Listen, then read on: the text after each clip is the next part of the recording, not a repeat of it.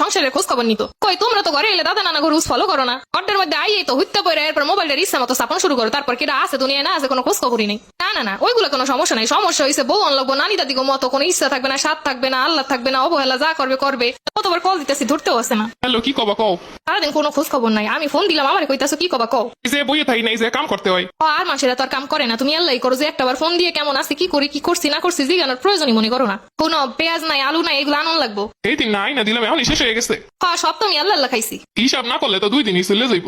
যত দোষ সব ঘরের বউয়ের দোষ। পেঁয়াজ আলু শেষ হয়ে গেলে ওইটাও বউয়ের দোষ। আচ্ছা রাহো তাই।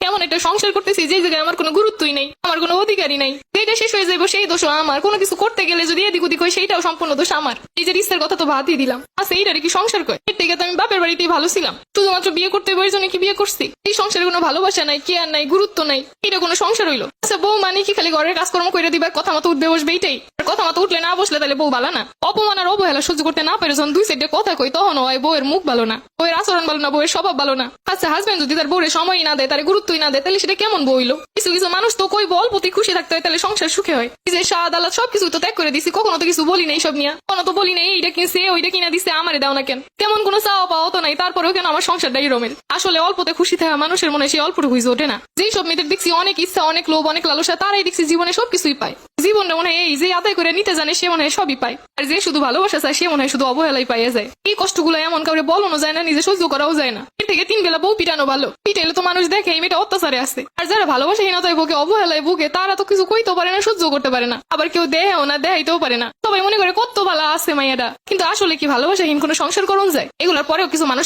কই আগের যুগে নানি দাদিরা কি সুন্দর সংসার করছে, 2টা বউ ছিল তাগো 4টা বউ ছিল তাগো। কিন্তু এইটা কয় না নানি দাদিগো আমলে কোনো জিনিস নিত না শ্বশুর বাড়ি দিয়া। আর এখন যুগের মাইয়া গোছে তোমার বাপের বাড়ি দিয়ে কি দিছে? কোনো কিছু অভাব হইলে তোমার বাপে তো এটা দেয় নাই ওইটা দেয় নাই, এই ফার্নিচার দেয় না সেই ফার্নিচার দেয় নাই। বউ যদি কোনো ক্ষেতের মতো আচরণ করে জামাইরা কইবে এইসব সিদা বোকা এগুলো এই সংসার করন যায় না, এইসব নিয়ে সমাজে চলন যায় না। আগের যুগের নানি দাদিরা যে এই আনস্মার্ট ভাবে চলাফেরা করছে এটা তো তোমাকে সহে বাদে না। তোমরা এখন সবাই স্মার্ট, এইসব গুলার লাগে স্মার্ট দাদি লাগবে। কত যাই কই পুরুষ মানুষ মানে বুড়িতেই আটকায়। কিছু হইলি বুড়ি দাদি নানি এইগুলার তুলনা দিব। মাঝে মাঝে নানি দাদিকেও কিছু কথা হয়নি, এত মেজাজটা গরমায় আল্লাহ জানে দাদা নানা কেমনে সহ্য করছে। অথচ আমাকে জামাইরে রূপে গুণে সবকিছু পাইয়া এরা মূল্য বুঝে না। সত্য কথাগুলো কমও অহন হইব ভালো না। তারপর হইতে চিন্তা করছি আমিও দাদা নানাকে তুলনা দিব।